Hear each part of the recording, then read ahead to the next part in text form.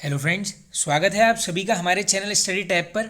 Friends, इस video में आज डिस्कस करेंगे मुगल साम्राज्य। जैसे कि हमारी इंडियन हिस्ट्री चल रही है दोस्तों, एकदम टॉपिक वाइज वन लाइनर के फॉर्म में हम यहाँ पर सिलेबस कंप्लीट करने वाले हैं।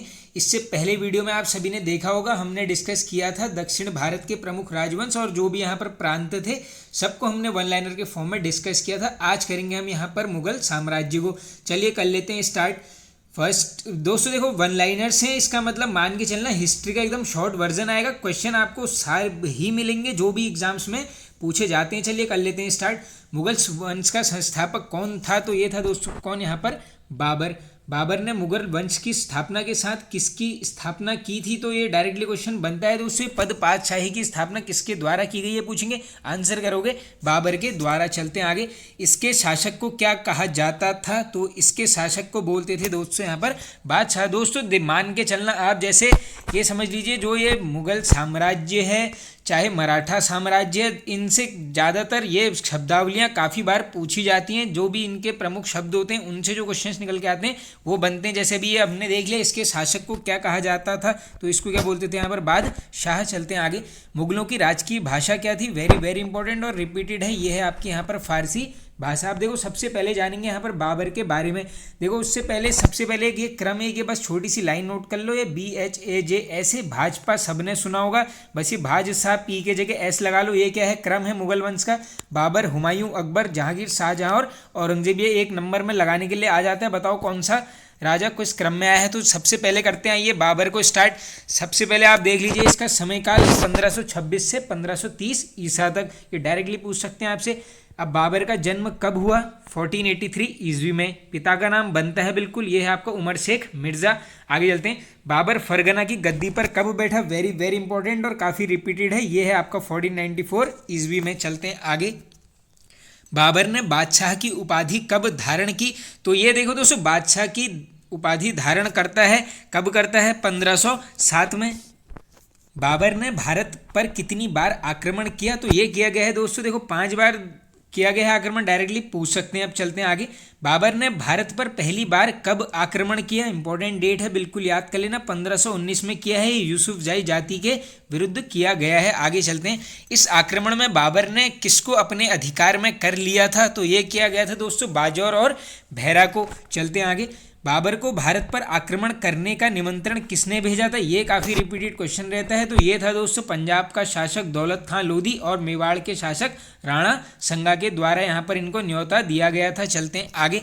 पानीपत का प्रथम युद्ध किनके मध्य हुआ? अब ये होता है देखो 1526 में होता है, डायरेक्टली निकल के आता है। कब होता है? 1526 में। इब्राहिम लोधी और बाबर के मध्य यहाँ पर युद्ध होता है। इसमें सबको पता होगा दोस्तों इब्राहिम लोधी की हार हो जाती है और यहीं से क्या पड़ती है यहाँ पर डायरेक्टली मुगल वंश की नींव, यानी बाबर इसमें जीतता है। अब देखो यहाँ पर थोड़ा सा आगे जाएंगे, 4 युद्ध लड़ता है क्रम से, तो उसके लिए एक छोटी सी ट्रिक मैंने काफ़ी वीडियोस में वैसे तो बताई है, ये आप लिख लो। ये भी डायरेक्टली आपके लिए क्या होगा, 1 मार्क्स में आ जाती है। पंखा चला घर, बस आपने इस लाइन को याद कर लेना है, पंखा चला घर। अब ये देखो पंख से हो जाएगा आपका पानीपत का युद्ध, खा से हो जाएगा खानवा, चला से आपने चौ पकड़ना है, ये हो जाएगा आपका चंदेरी का युद्ध, और घर से आपका हो जाएगा घाघरा का युद्ध। ये 4 क्रम से लड़े हैं, ये चारों पूछे जाते हैं, इसका क्रम लगाने के लिए आ जाता है। चलते हैं आगे। बाबर की प्रसिद्ध युद्ध नीति तुगलकनामा का प्रयोग सर्वप्रथम किस में हुआ है? वेरी वेरी इंपॉर्टेंट क्वेश्चन दोस्तों, ये हुआ है पानीपत के प्रथम युद्ध में। और इसमें विजय किसकी हुई है? ये हुई है आपकी बाबर की। देखो पहला युद्ध बिल्कुल कंप्लीट हो गया है। आगे चलते हैं। दूसरा है आपका यहाँ पर खानवा का युद्ध। ये कब होता है? क्रम से लड़ता है, देख लो 1526 में पहला लड़ता है, उसके बाद लड़ता है 27, 28, 29, तो ज़्यादा कंफ्यूज होना नहीं है, 26 याद कर लो। 4 हैं क्रम से, 4 साल तक ये लड़ेगा। देखो 27 वाला है कौन सा? खानवा का युद्ध, राणा संगा और बाबर के मध्य होता है, और राणा संगा की इसमें होती है हार। आगे चलते हैं। नेक्स्ट है आपका चंदेरी का युद्ध, किसके मध्य? तो ये होता है देखो 1528 मेदिनी राय और बाबर के बीच, इसमें भी किसकी विजय होती है दोस्तों? बाबर की। चलते हैं आगे। घाघरा का युद्ध किनके मध्य हुआ? देखो घाघरा का युद्ध होता है 29 में, अफगानों और बाबर के बीच में। अफगानों की तरफ से आप मान सकते हो महमूद लोधी ने यहाँ पर आक्रमण किया था। आगे चलते हैं। और इसमें भी जो है दोस्तों यहाँ पर बाबर की विजय हो जाती है। आगे चलते हैं। बाबर को उसकी उदारता के लिए किसकी उपाधि दी गई? Very very important question, history में पूछा जाता है कि यहाँ पर मुगल वंश में कलंदर की उपाधि किसने धारण की थी? आंसर करके आओगे यहाँ पर बाबर के द्वारा। चलते हैं आगे। खानवा के युद्ध में विजय के बाद बाबर ने किसकी उपाधि धारण की? Very very important question. Khanwa का युद्ध अभी हमने देख लिया कब होता है? 1527 में होता है। और देख लीजिए ये जब युद्ध जीतता है, उपाधि धारण करता है, किसकी, गाजी की। आगे चलते हैं, देखो कलंदर गाजी दो उपाधियां हैं, किसकी हैं, बाबर की। अब चलते हैं आगे, बाबर की मृत्यु कब हुई, बिल्कुल बनता है दोस्तों, ये है आपकी 1530। तो देख लो आप, 1526 में पहला युद्ध लड़ा, 27, 28, 29 ये हो गए 4 युद्ध, और 5वें साल यानी 1530 में हुई है मृत्यु। बिल्कुल कंफ्यूज नहीं होना है, इसकी सारी ये क्रम से ही है, 26 से 30 तक इसका यहाँ पर समयकाल रहेगा। अब चलते हैं आगे, बाबरनामा की रचना किसने की, तो ये खुद ही करता है, कौन, बाबर। और इसमें पूछ सकते हैं किस भाषा में है, आंसर करके आओगे तुर्की भाषा में। Very very important question. और ओवरऑल हमने देख लिया है दोस्तों, जो मुगल साम्राज्य है, मुगल वंश की जो भी अगर पूछ लेंगे, दरबारी भाषा हमने ऊपर पहले ही देख लिया, ये क्या है यहाँ पर, फारसी। चलते हैं आगे, बाबरनामा का फारसी में अनुवाद किसने किया, ये भी रिपीटेड रहता है दोस्तों, ये किया गया है यहाँ पर अब्दुल रहीम खाने खाना के द्वारा। मुबई खान नामक पद्म शैली का जन्मदाता किसे माना जाता है, रिपीटेड क्वेश्चन है दोस्तों, ये है यहाँ पर बाबर को माना जाता है। आगे चलते हैं, बाबर किसका अनुयायी था, तो ये था दोस्तों नक्शबंदी सूफी ख्वाजा उबैदुल्ला अहरार का, ये क्या था, अनुयायी था। आगे चलते हैं, बाबर का उत्तराधिकारी ये होता है हुमायूं।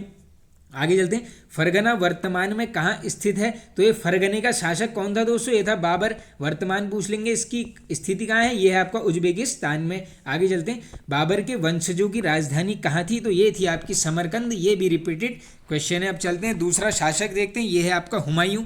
सबसे पहले इसका कार्यकाल देख लीजिए, 1530 से चलेगा कहाँ तक, 1556 तक। चलते हैं आगे, नसीरुद्दीन हुमायूं सिंहासन का कब बैठा, 1530 में स्टार्ट हो गया, तो 1530 में बैठता है कहाँ पर, आगरा में। गद्दी पर बैठने से पहले हुमायूं कहाँ का सूबेदार था, बनता है क्वेश्चन, ये था आपका बदख शाह का। चलते हैं आगे, दीन पनाह नामक नगर की स्थापना किसने की थी, वेरी वेरी इंपॉर्टेंट क्वेश्चन, देख लो कब की थी, 1533 में किसने की थी, हुमायूं के द्वारा। चलते हैं आगे, चौसा का युद्ध किनके मध्य हुआ, वेरी वेरी इंपॉर्टेंट दोस्तों, ये बिलग्राम और चौसा दो युद्ध लड़े गए थे। अभी देखो बिलग्राम वाला नीचे आ जाएगा, चौसा का युद्ध है 1539 में शेर खां और हुमायूं के बीच, और इसमें जीतता कौन है दोस्तों, इसमें जो है हुमायूं की हो जाती है हार। अगला युद्ध ये लड़ता है बिलग्राम या फिर कन्नौज, दोनों में से कुछ भी ऑप्शन में मिल सकता है, 1540, और इसमें क्या हो जाता है, इसमें भी शेर खां की विजय हो जाती है, हुमायूं और शेर खां के मध्य ये युद्ध होता है। चलते हैं आगे, कौन से युद्ध के बाद हुमायूं सिंध चला गया, आप देख लो दोनों क्रम से हार गया, तो ये चले गया बिलग्राम युद्ध के बाद, कब होता है, 1540 में।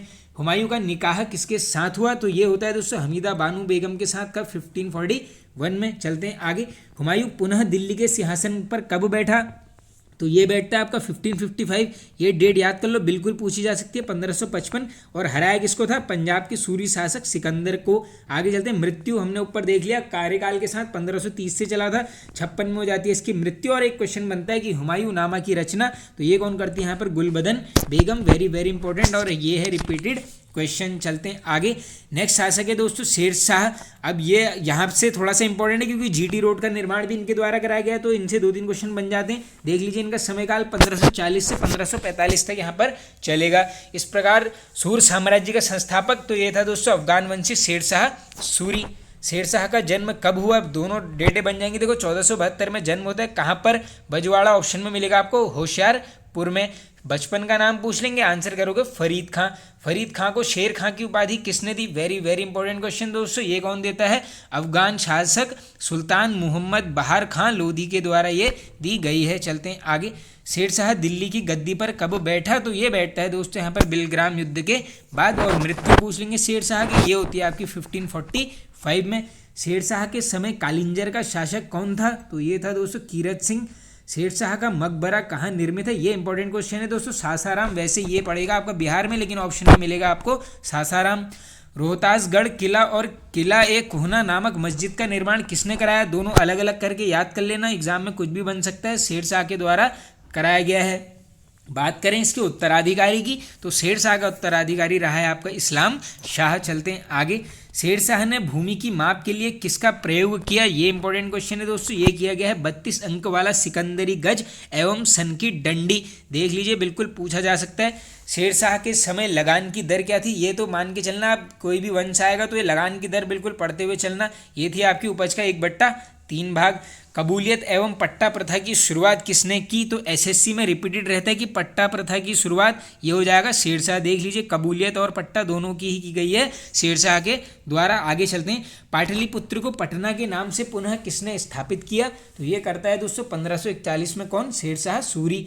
ग्रैंड ट्रंक रोड का निर्माण किसने करवाया? ये करवाया दोस्तों शेरशाह सूरी के द्वारा, कलकत्ता से पेशावर तक ये जाती है। मलिक मोहम्मद जायसी किसके समकालीन थे? अब देख लो ये मलिक मोहम्मद जायसी, सीधे पद्मावत रिलेट करो, ये डायरेक्टली क्वेश्चन बनता है। समकालीन किसके हैं? शेरशाह के। आगे चलते हैं, डाक प्रथा का प्रचलन किसके द्वारा किया गया? तो ये कौन करता है यहाँ पर? शेरशाह सूरी। शेरशाह द्वारा भू राजस्व कौन सी पद्धति अपनाई गई? ये इंपॉर्टेंट है, बन सकता है दोस्तों। ये थी आपकी राय। अब चलते हैं आगे, नेक्स्ट हो जाएगा इसका जो शासक आएगा मुगल वंश का, ये है आपका अकबर। इसका शासनकाल बिल्कुल इंपॉर्टेंट है, 1556 से चलेगा कहाँ तक? 1605 तक। चलते हैं आगे, अकबर का जन्म कब हुआ? ये होता है 1542 में। और राज्याभिषेक पूछेंगे, ये होता है 1556 में। कहाँ पर? पंजाब के कलानौर। ये जगह याद कर लो, डायरेक्टली ऑप्शन में मिल सकती है। चलते हैं आगे, अकबर का शिक्षक कौन था?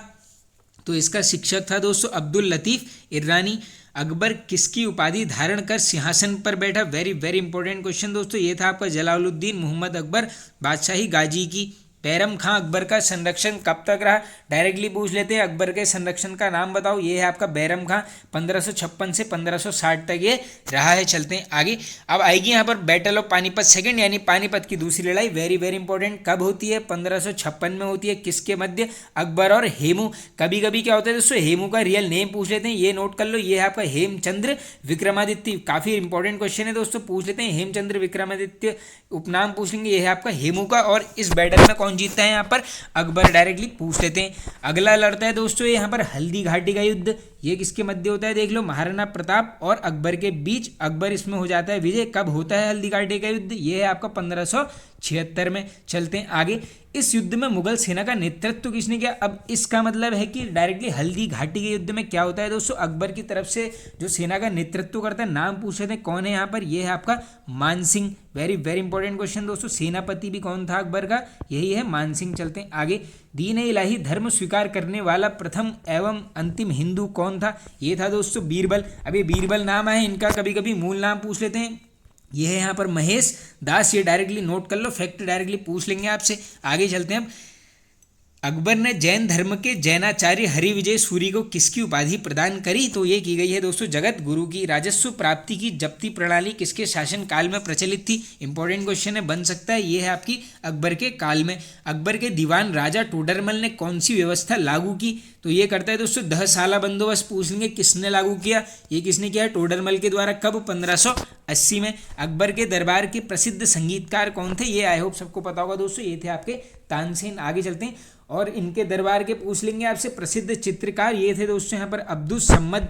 अकबर की शासन प्रणाली की प्रमुख विशेषता क्या थी? तो ये सब आप सबको पता होगा। मनसबदारी प्रथा का प्रचलन पूछ लेंगे, आंसर करोगे अकबर। आगे चलते हैं, अकबर के समकालीन प्रसिद्ध सूफी संत कौन थे? ये थे आपके शेख सलीम चिश्ती। और मृत्यु पूछ लेंगे, बिल्कुल इंपॉर्टेंट है, 1605 में। अकबर को कहाँ दफनाया गया? ये डायरेक्टली पूछ लेने दोस्तों, अकबर का मकबरा। आप आंसर करोगे सिकंदरा, ऑप्शन में आपको सिकंदरा ही मिलने वाला है। अकबर नामा की रचना इंपॉर्टेंट है, ये है आपकी अबुल फजल के द्वारा की गई है। बीरबल के बचपन का नाम?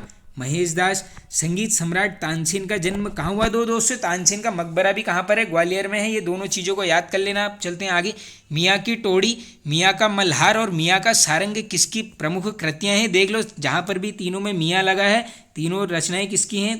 तानसेन की। तानसेन का वास्तविक नाम क्या था? तो ये था दोस्तों पंडित रामतनु पांडे। चलते हैं आगे, अकबर ने तानसेन को किसकी उपाधि दी? तो ये डायरेक्टली पूछ लेंगे आपसे, कंठाभरण वाणी विलास की उपाधि किसको दी गई थी? ये है तानसेन को। किसने दी? अकबर के द्वारा। अब चलते हैं आगे, नेक्स्ट, अकबर ने भगवान दास को किसकी उपाधि दी थी? तो ये दी गई थी अमीर उल उमरा की।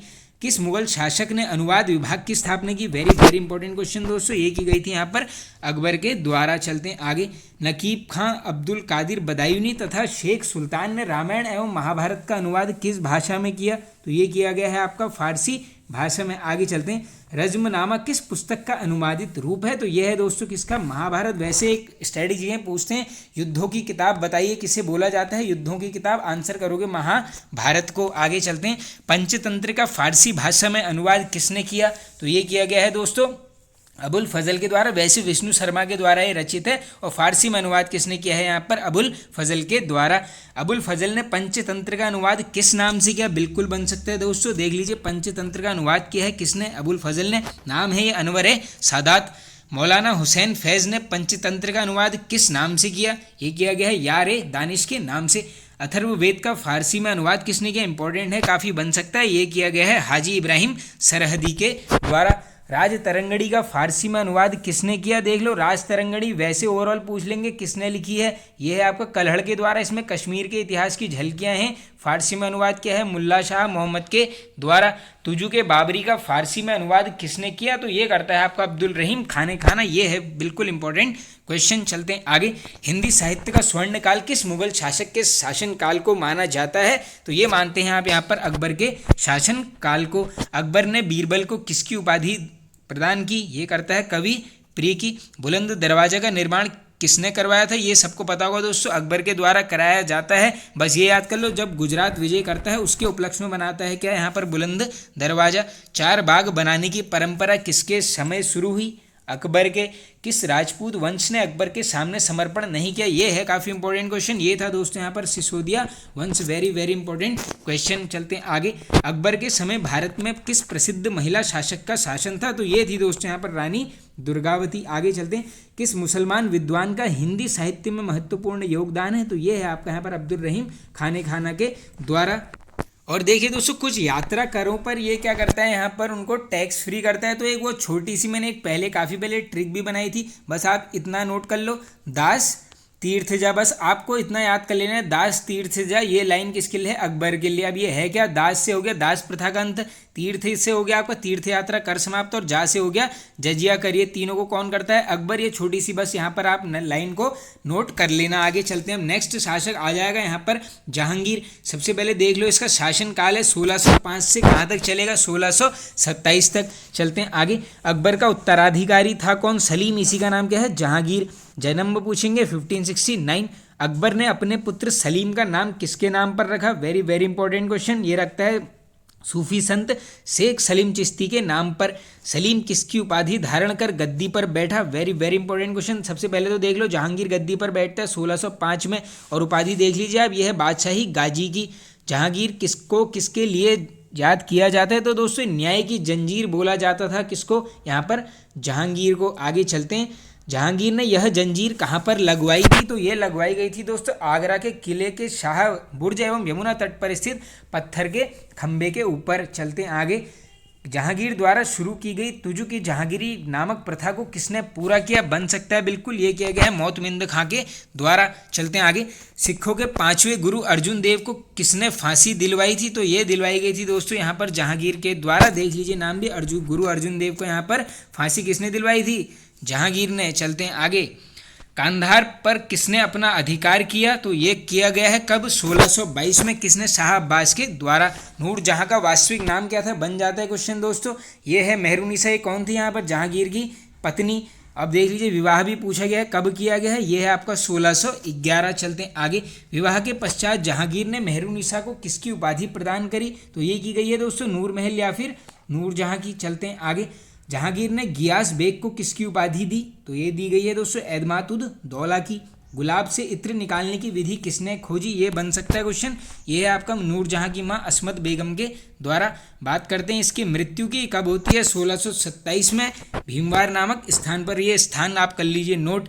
किसके शासन काल में मुगल चित्रकला अपने चरमोत्सव पर थी? डायरेक्टली पूछ लेंगे आपसे, चित्रकला का स्वर्ण काल किसे बोलते हैं? आंसर करोगे यहाँ पर जहांगीर को। बाकी हिंदी वाला हमने देख लिया, वो बोलते हैं यहाँ पर अकबर के शासन काल को। जहांगीर ने आगा रजा के नेतृत्व में आगरा में किसकी स्थापना की? तो ये करता है यहाँ पर चित्रणशाला की। उस्ताद मंसूर एवं अबुल हसन को जहांगीर ने किसकी उपाधि दी? तो ये दी गई है दोस्तों नादिर अल उल एवं नादिर उज्जमा की। देख लीजिए नाम भी बोले नहीं जा रहे हैं। जहांगीर के शासनकाल को क्या कहा जाता है? तो ये बोलते हैं यहाँ पर चित्रकला का स्वर्णकाल। एतमादुद्दौला का मकबरा किसने बनवाया? ये बनवाती है कौन? नूरजहां। कब? 1626 में। अशोक के किस स्तंभ में जहांगीर का लेख उत्कीर्ण है? ये बिल्कुल इंपॉर्टेंट क्वेश्चन है। ये उत्कीर्ण है यहाँ पर कौशाम्बी स्तंभ लेख में। जहांगीर के मकबरे का निर्माण किसने करवाया? देख लीजिए किसने करवाया है? नूरजहां ने। कैप्टन हॉकिंस जहांगीर के दरबार में। अब ये बन जाता है जहांगीर के दरबार में आने वाला प्रथम अंग्रेज पूछेंगे, आंसर करोगे कैप्टन हॉकिंस बिल्कुल इंपॉर्टेंट क्वेश्चन, कब आता है 1608 में। दूसरा आता है यहाँ पर सर टॉमस रो, कब आता है 1615 पे, तो ये नोट कर लो, पहला आएगा हॉकिंस, उसके बाद आएगा यहाँ पर टॉमस रो। चलते हैं अब आगे नेक्स्ट क्वेश्चन की तरफ। श्रीनगर में स्थित शालीमार बाग व निशात बाग किसके द्वारा निर्मित है? आई होप सबको पता होगा, जहांगीर के द्वारा। किस मुगल बादशाह ने अपनी आत्मकथा फारसी में लिखी? तो ये लिखी गई है दोस्तों जहांगीर के द्वारा। मुगलों को नौरोज त्योहार कहाँ से मिला? बनता है क्वेश्चन, ये है पारसियों के। आगे चलते हैं। जो चित्रकला का शत्रु है वह मेरा शत्रु है, यह किस मुगल शासक ने कहा था? तो देख लीजिए, चित्रकला का स्वर्णकाल जहांगीर के काल को कहते हैं। तो अगर ऐसा क्वेश्चन आएगा कि बताओ चित्रकला का शत्रु मेरा भी शत्रु, ये बोला है किसने? जहांगीर के द्वारा। चलते हैं आगे। किस शासक ने नूरुद्दीन की उपाधि धारण की? इंपॉर्टेंट है, बन सकता है, ये है आपका जहांगीर।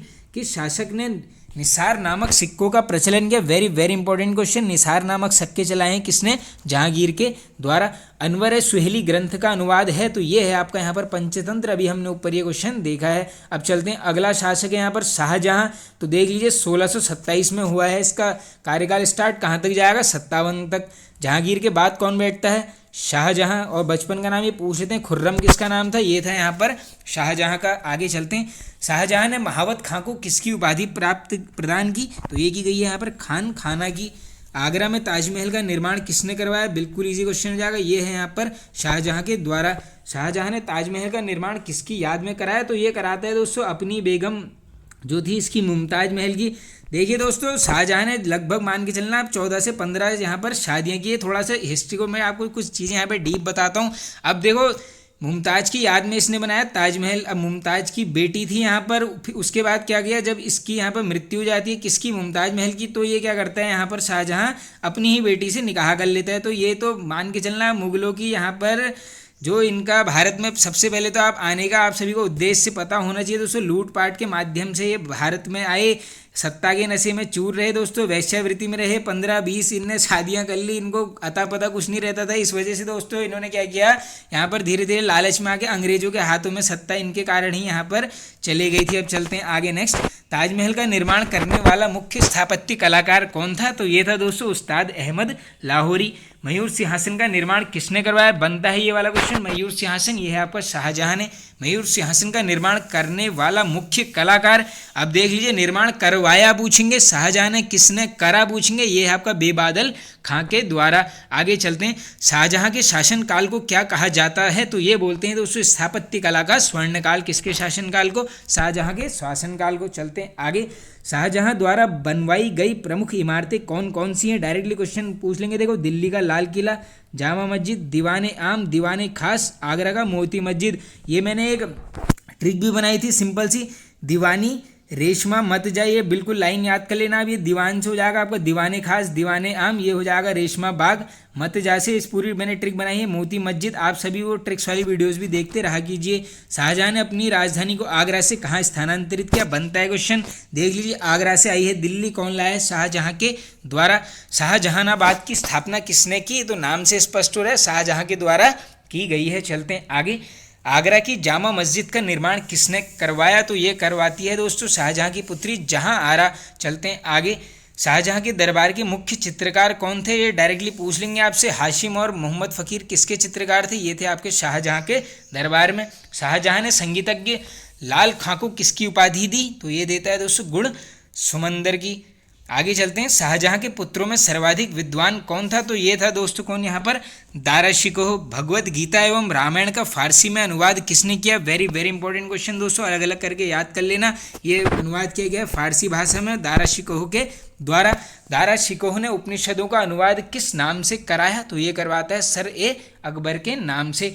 धर्मट का युद्ध किनके मध्य? वेरी वेरी इंपॉर्टेंट क्वेश्चन दोस्तों, धर्मट का युद्ध पूछ लेते हैं। 1658 में हुआ है, दारा शिकोह और औरंगजेब के बीच। और पराजित किसकी होती है यहाँ पर? दारा शिकोह इसमें हार जाता है, औरंगजेब यहाँ पर जीत जाता है। उत्तराधिकार का अंतिम युद्ध कब हुआ? तो ये होता है दोस्तों देवराई की घाटी का युद्ध। कब? 1659 में। दारा शिकोह किस अन्य नाम से भी जाना जाता था? तो ये जाना जाता था दोस्तों शाह बुलंद इकबाल के नाम से। चलते हैं आगे। शाहजहां की मृत्यु कब हुई? तो ये होती है दोस्तों कैद खाने में हो जाती है, 1660 6 में चलते हैं आगे। मुमताज महल का वास्तविक नाम तो ये था दोस्तों यहाँ पर अर्जुमंद बानो बेगम। आप देखते हैं यहाँ पर देखिए क्रम के हिसाब से चलेंगे तो लास्ट शासक है ये है आपका औरंगजेब। शासनकाल देख लो 1658 से कहाँ तक जाएगा 1707 तक। जन्म कब हुआ 1618 में। कहाँ पर दोहाद कहाँ पर है गुजरात में। निकाह किसके साथ हुआ ये उतना इंपॉर्टेंट है नहीं दोस्तों, फारस के राजघराने की दिलराम बानो बेगम के साथ। और किस धर्म को ये बन जाता है दोस्तों, औरंगजेब किस धर्म को मानता था, ये था यहाँ पर सुन्नी धर्म को। औरंगजेब के गुरु का नाम बनता है क्वेश्चन, ये थे यहाँ पे मीर मोहम्मद हकीम। औरंगजेब को किस अन्य नाम से भी जाना जाता था, तो ये डायरेक्टली पूछ लेंगे आपसे, जिंदा पीर किसे बोलते थे, ये था यहाँ पर औरंगजेब। औरंगजेब ने शिवाजी को कहाँ पर कैद कर लिया था, तो ये करता है दोस्तों यहाँ पर जयपुर भवन में। कब 1666 ईस्वी में। औरंगजेब गद्दी पर बैठने से पहले किस स्थान का गवर्नर था, वेरी वेरी इंपॉर्टेंट और रिपीटेड है, ये याद कर लेना इसको, ये था यहाँ पर दक्कन का। चलते हैं आगे। इस्लाम नहीं स्वीकार करने के कारण औरंगजेब ने किसकी हत्या कर दी थी, तो दोस्तों ये करी गई थी यहाँ पर सिखों के नवे गुरु गुरु तेग बहादुर की। इन्होंने इसको पकड़ लिया था गुरु तेग बहादुर जी को, तो इन्होंने अपने यहाँ पर दोस्तों बलिदान स्वीकार समझा, लेकिन अपना धर्म यहाँ पर नहीं छोड़ा। यही यहाँ पर महानता थी दोस्तों इनकी। तो इसने क्या कर लिया यहाँ पर, इस्लाम स्वीकार नहीं किया तो इन्होंने क्या कर दिया यहाँ पर, हत्या कर दी। किसकी, गुरु तेग बहादुर जी। किसने करी, ये करी है औरंगजेब के द्वारा। चलते हैं आगे। औरंगजेब ने कौन से कर को पुनः लागू किया, तो ये समाप्त किया था, देख लो, जजिया कर ब्राह्मणों पे लगता था, अकबर ने, अभी मैंने आपको बता दिया। दोबारा से लागू किसने किया, ये करता है कौन, औरंगजेब। जजिया कर किससे वसूल किया जाता था, तो ये किया जाता था दोस्तों यहाँ पर हिंदुओं से। चलते हैं आगे। बीबी के मकबरे का निर्माण किसने करवाया, ये करवाता है दोस्तों औरंगजेब। कब, 1679। कहाँ पर है, औरंगाबाद में। कहाँ पड़ेगा, महाराष्ट्र ऑप्शन में मिलेगा। औरंगाबाद क्या है, बीबी का मकबरा। किस मुगल शासक ने बीजापुर एवं गोलकुंडा को अपने साम्राज्य में मिला लिया, बनता है क्वेश्चन दोस्तों औरंगजेब के द्वारा। मदन्ना एवं अकन्ना नामक ब्राह्मणों का संबंध किससे था, तो ये था दोस्तों गोलकुंडा के शासक अबुल हसन से। आगे चलते हैं। औरंगजेब के समय हुए जाट विद्रोह का नेतृत्व किसने किया, वेरी वेरी इंपॉर्टेंट क्वेश्चन दोस्तों, डायरेक्टली पूछ लेते हैं। जाट विद्रोह किसके टाइम पे हुआ था, औरंगजेब। देख लो नेतृत्व क्या है, गोकुला एवं राजा राम के द्वारा। चलते हैं आगे। औरंगजेब के समय भरतपुर राजवंश की नींव किसने डाली, तो ये डालता है दोस्तों राजा राम का भतीजा चूड़मन ने। किस मुगल शासक के समय में हिंदू मनसबदारों की संख्या सबसे अधिक थी। अब देखो दोस्तों इसके टाइम पर सबसे, वैसे आपसे पूछ लेंगे कि ज़्यादा अधिकारी किसके पास हिंदू थे, तो आंसर करोगे यहाँ पर औरंगजेब। औरंगजेब ने किसे अपने शासन का आधार बनाया, तो ये बनाता है कुरान को। औरंगजेब ने हिंदू मंदिरों को तोड़ने का आदेश कब दिया, बनता है क्वेश्चन, ये है आपका 1665 ईस्वी में। औरंगजेब की मृत्यु कब हुई, ये होती है दोस्तों आपकी 1707। अब देखो दोस्तों यहाँ पर अभी जैसे आप सभी को पता ही होगा एनसीईआरटी से यहाँ पर मुगल को वाला टॉपिक यहाँ पर हटा दिया गया। अब तो इसमें काफ़ी लोग कह रहे हैं कि हटा दिया हिस्ट्री को, मुगलों की गलत किया, लेकिन अगर आप सभी ने हिस्ट्री पढ़ी होगी तो अगर दोस्तों स्टार्टिंग से ही अगर मुगलों की वहाँ पर वास्तविकता दिखाई जाती तो मुझे नहीं लगता है कि कभी भी कोई इन मुगल शासकों को यहाँ पर, चाहे कोई भी प्रकार का व्यक्ति हो, वो मुगलों को कभी भी यहाँ पर महान नहीं बोलेगा, जिसने भी हिस्ट्री पढ़ी है और जिनको इनकी सच्चाई यहाँ पर पता है। वैसे एनसीईआरटी से हटाने के बजाय मेरे को ये लगता है पर्सनली कि इनकी अगर वास्तविकता यहाँ पर दिखाई जाती वो ज़्यादा यहाँ पर चीज़ें बेटर रहती। जैसे भी आप सब देख ही रहे हो यहाँ पर सिखों के गुरुओं की भी इनको द्वारा मारा गया है, जबरन ये धर्म चेंज करवाने पर अड़े थे तो इन्होंने बात नहीं मानी, अपना बलिदान स्वीकार किया। मंदिर तोड़े हैं, काफ़ी हद तक तोड़े गए हैं, जिसमें आप सभी को पता ही है अभी वर्तमान में काफ़ी ऐसी जगह हैं जहाँ से हमारे मंदिर के अवशेष मिल रहे हैं, फिर वहाँ पर दोबारा से मंदिर बनाया जा रहा है। तो इसमें कुछ भी यहाँ पर गलत नहीं है। जो चीज़ें पहले हमारी भारत की जो संस्कृति है, कल्चर है दोस्तों, वो हमारा सबसे पुरानी सभ्यता है हम, तो हमें इस बात को यहाँ पर मानना पड़ेगा। चलते हैं आगे। औरंगजेब की मृत्यु तो ये हो जाती है आपकी 1707 में। चलते हैं आगे। औरंगजेब को किस स्थान पर दफनाया गया, तो ये दफनाया है, इसको देख लो, खुलदाबाद में। किस मुगल शासक का राज्याभिषेक 2 बार हुआ, ये बन जाता है क्वेश्चन, 2 बार पूछ लेंगे किसका होता है, औरंगजेब का। जबाबित का संबंध किससे था, तो ये डायरेक्टली पूछ लेंगे आपसे, ये है आपका राज्य कानून से। चलते हैं आगे। ईरान के शाह और मुगल शासकों का झगड़ा किस स्थान के लिए था, तो ये सबको पता होगा दोस्तों, ये था आपका कंधार नामक जगह के लिए। चलते हैं आगे। मुगल काल में किस बंदरगाह को बाबुल मक्का कहा जाता था, तो ये बोलते थे यहाँ पर सूरत को। किस शासक ने अपने पिता को कैद में डाल दिया, तो ये कौन डालता है दोस्तों, औरंगजेब। आप सभी को पता होगा शाहजहां को ये कर देता है कैद। उसके बाद दोस्तों पानी भी नहीं देता है। तब उस टाइम पर यहाँ पर शाहजहाँ का एक कथन भी है कि मैं हिंदुओं को यहाँ पर सबसे उच्च कोटि का मानता हूँ, क्योंकि हिंदू आदमी अपने पिता का सम्मान जीते जी होने के बाद भी, श्राद्ध के रूप में मरने के बाद भी उनका यहाँ पर काफ़ी सम्मान करते हैं, उनको पानी चढ़ाते हैं। जबकि ये जिंदा रहने के बाद भी दोस्तों औरंगजेब ने अपने बाप को यहाँ पर पानी नहीं दिया था। तो ये है दोस्तों मुगलों की वास्तविक सच्चाई। आप कभी भी अगर मान के चलना, जिस दिन आपने मुगल हिस्ट्री डीप पढ़ ली तो आप बिल्कुल भी इनको यहाँ पर पसंद नहीं करने वाले हो। चलते हैं आगे। किस शासक के समय मुगल साम्राज्य की सीमाएं सबसे अधिक विस्तृत हुई? तो ये होती है दोस्तों यहाँ पर औरंगजेब के समय। अब चलते हैं आगे। आप देखो बाद के मुगल शासक यानी अब औरंगजेब के बाद कौन कौन यहाँ पर आए हैं। देखो इसकी मृत्यु के बाद बैठ जाता है बहादुर शाह प्रथम, शासनकाल 1707 से 1712 तक, बिल्कुल नोट कर लो। चलते हैं आगे। बहादुर शाह प्रथम के बाद गद्दी पर कौन बैठा? ये बैठता है आपका जहांदर शाह, देख लो 12 से 1713 तक। व्यापारिक गतिविधियों के उद्देश्य से अंग्रेजों के लिए फरमान पर हस्ताक्षर किसने किए? तो ये करता है आपका जहांदर शाह के द्वारा।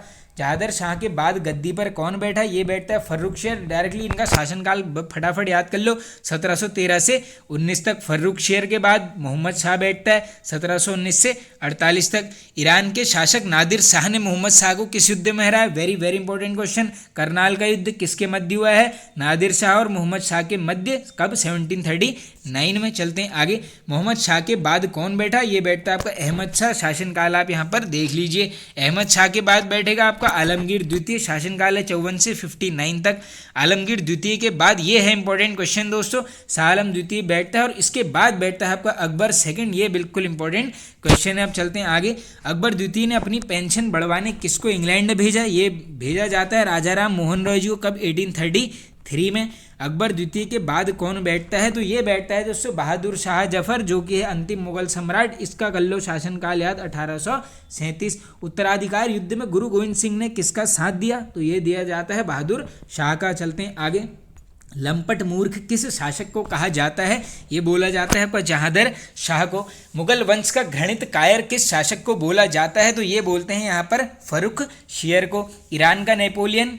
नादिर शाह को। नादिर शाह ने दिल्ली पर आक्रमण कर क्या लूटा? तो दोस्तों देखो नादिर शाह ने क्या करा था, दिल्ली में कत्लेआम मचा दिया था, बिल्कुल यहाँ पर हत्या करी थी, लूटपाट आक्रमण बिल्कुल। शाहजहाँ का तख्ते ताउस भी ले गया था यहाँ पर, और कोहिनूर हीरा भी है नादिर शाह का। वैसे मैंने सुना है जहाँ तक, जो ये असुद्दीन ओवैसी है दोस्तों, ये इसी का यहाँ पर क्या है, उसका पूर्वज कौन है यहाँ पर? नादिर शाह है। ये बात शायद आप सभी को पता ही होगी।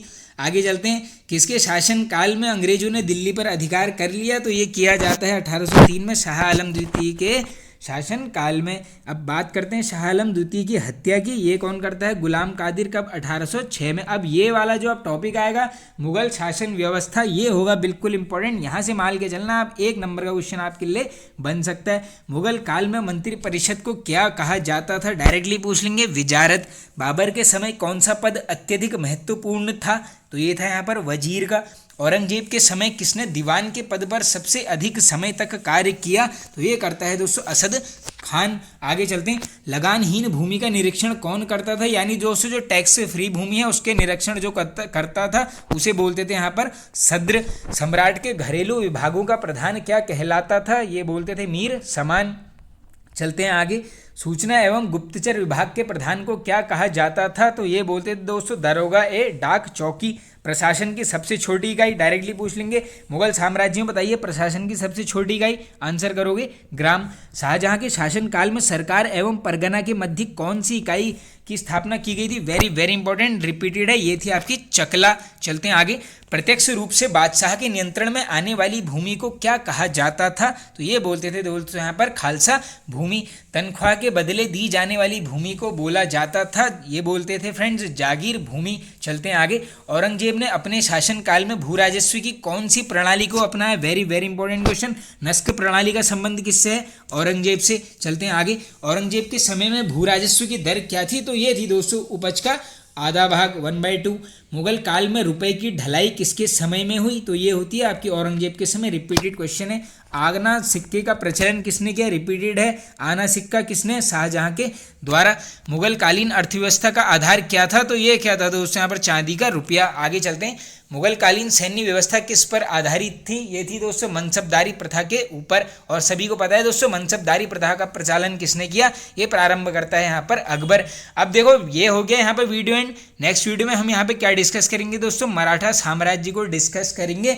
और इसी के साथ हम डिस्कस करेंगे यहाँ पर दोस्तों भारत में यूरोपीय कंपनी का आगमन यहाँ पे डिस्कस करेंगे, जिसमें यहाँ पर British east India company, Danish, Spanish सबको डिस्कस यहाँ पर नेक्स्ट वीडियो में हम यहाँ पर करने वाले हैं। बाकी इससे पहले पार्ट जिसने नहीं देखे हैं वो वीडियो के डिस्क्रिप्शन में देख लेना, वरना मैं इसी के आप प्लेलिस्ट में चले जाना दोस्तों।